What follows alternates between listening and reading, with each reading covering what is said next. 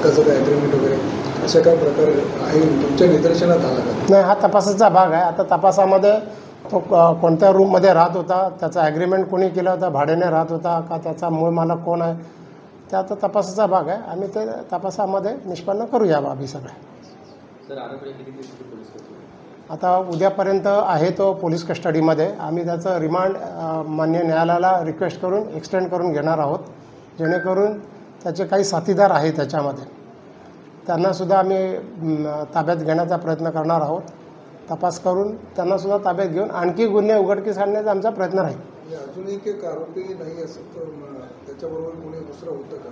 हां, आत्तापर्यंत केलेल्या तपासामध्ये त्याचा एक आरोपी डिस्क्लोज झालेला आहे, तर त्याचा शोध चालू आहे.